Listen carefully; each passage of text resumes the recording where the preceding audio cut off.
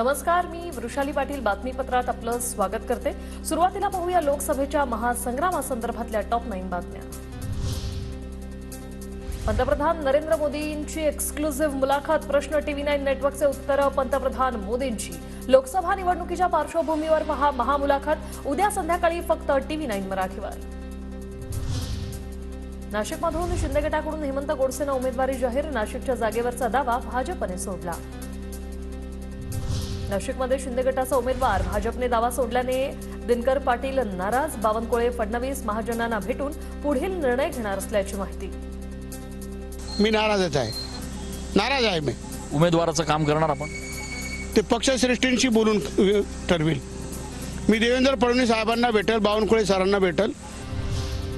हेमंत गोडसेंना फायदा होणार नाही, अनिल परबांचं वक्तव्य। शिंदे गटासह भाजप अजितदादा गटानंही नाशिकवर दावा केला होता। काही दिवसांपासून सुरू असलेल्या नाट्याचा गोडसेंनाच फटका बसेल, अनिल परबांचा दावा। तिन्ही पक्षांनी आपापला दावा त्या जागेवरती केलेला आहे। प्रत्येकाचं म्हणणं असं आहे की ही जागा आमचीच आहे। गेले काही दिवस जे काही नाट्य इतके दिवस चालू आहे याचा फटका कोणाला बसेल? हेमंत गोडसेंनाच बसेल। शांतिगिरी महाराजांनी हेमंत गोडसेंना आशीर्वाद द्यावे। नाशिकसाठी शिंदे गटानं गोडसेंना तिकीट दिल्यानंतर भुसेंची विनंती। दरम्यान शांतिगिरी महाराजांनी आधीच दाखल केला आहे उमेदवारी अर्ज।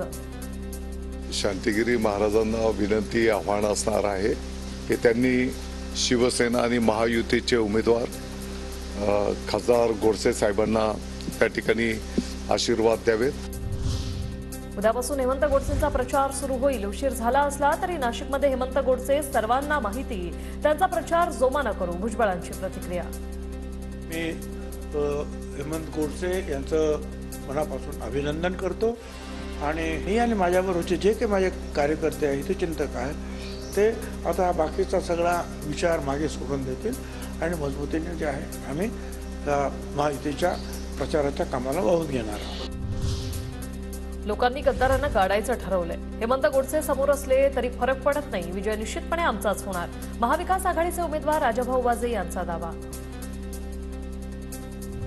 कल्याणमधून श्रीकांत शिंदे आणि ठाण्यातून नरेश मस्केंना महायुतीची उमेदवारी। परिपत्रक काढा, शिंदे गटाकडून अधिकृत घोषणा। महायुतीचे ठाण्याचे उमेदवार नरेश मस्के आणि कल्याण डोंबिवलीचे उमेदवार श्रीकांत शिंदेंनी घेतली राज ठाकरेंची भेट। मनसेनं महायुतीला पाठिंबा दिल्यानंतर राज ठाकरेंच्या निवासाने घेतली भेट।